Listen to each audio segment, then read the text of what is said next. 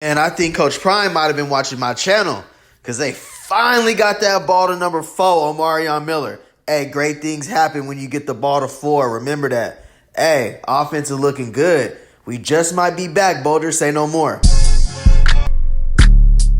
Don't forget to hit that subscribe button, click that notification bell, and if you're new to the channel, say no more. Not gonna lie, we finally seen the offensive performance that we knew that CU was capable of. Kaden Salter was accountable for 4 total touchdowns, 88 yards rushing, over 300 yards passing, and right out the gate, they had Ralphie the Buffalo, and I'm not gonna lie, that Buffalo be running kind of crazy, and take a look at the people running next to him.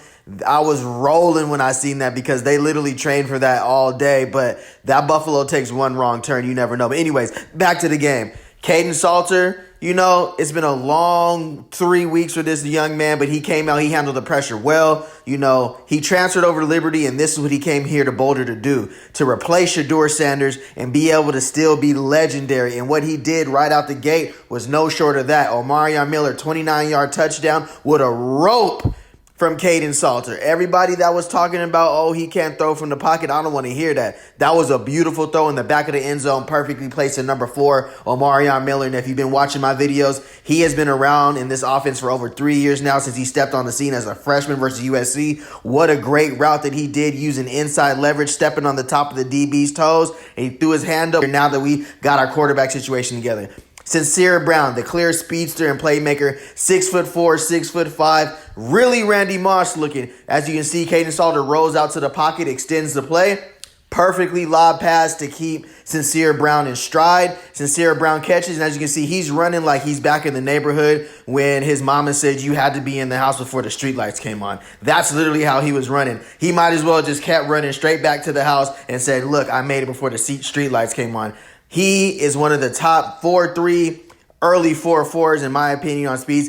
We should be calling his name on Sundays if he continues to put up the production that he has right now. Goes down the field has been Sincere Brown. One of my favorite receivers transferring over in the transfer portal was Joseph Williams from Tulsa. The sophomore has been making back-to-back huge plays, and most of his plays seem to split the seam of the safeties and let him go up there and make the play. That's what he was known for in Tulsa. That's why he got all-freshman team. And Joseph Williams has been making plays. I personally think he should be in the starting lineup, but you know, the Colorado Buffaloes are still figuring a lot of things out on offense. They have so much talent in the wide receiver room, but they have been getting the plays to do something very, very special. And Joseph Williams, 2 weeks in a row as a sophomore. We got a bright future with this kid. Omarion Miller has another year. Draylon Miller, you know. We got Quentin Gibson. We got a nice little receiving core all coming back next year. So let's start building some consistency. We got Juju Lewis waiting in the background. Let's rock out with Kaden Salter and let's get this offense rolling, man. We got a dual threat quarterback who can make plays and extend the pocket. And that's exactly what Kaden Salter did today. You know, used his legs. He didn't try to throw. He seen the open window, step on it. That's what we brought you here. You're a dual threat quarterback. Run the ball when you have an open. This is college football. There are offenses in college football that only run the football with their quarterback. We don't mind you putting 6 or 7 on the board, but we don't want you running that ball and then you got a lane and you throw it out and you throw it incompletion. If you see the lane, take it, Kaden. I'm glad he got his confidence back, and I'm glad Coach Prime is believing in him. Simeon Price has emerged as that workhorse running back for us, reaching the touchdown 2 weeks in a row. You know, nice little 1-yard touchdown. He did have to leave and exit the game with an ankle injury. Coach Prime didn't put him back in the game, you know, trying to preserve him because we're going to need him for Big 12 play. But, yo, big fan of Simeon Price, man. Use that transfer portal. He's worked hard, made explosive plays. And, you know, that's a very big offensive weapon we're going to need for the Big 12. And, you know, Coach Prime has finally admitted that's his guy for Kaden Salter. I'm not going to lie.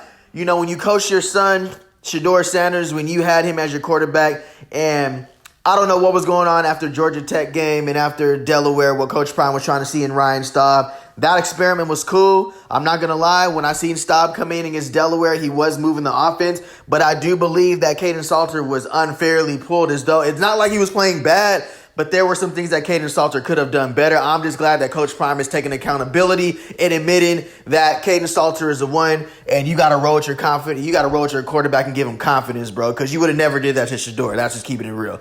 Because Shedeur made some bad throws and bad plays, and I've watched him for years, and you never pulled him or benched him. But anyways, I still rock with Coach Prime, but we're just keeping it a band on this channel.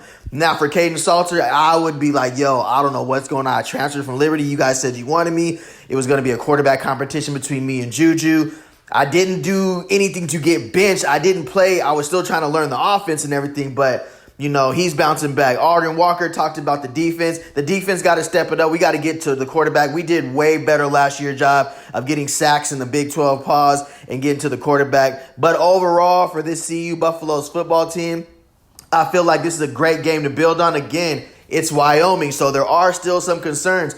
We've played Wyoming. We've played Delaware. Dude, we got Iowa State. We got BYU. We got Utah. We got some of these huge Big 12 games coming down the pipeline. Kansas State, Texas Tech. They are way better than these teams we were just playing. So honestly, we got to pick it up a little bit. Great performance. Like, comment, and subscribe. A W is a W. 37-20. CU beats Wyoming. The offense exploded. Pause. Say no more.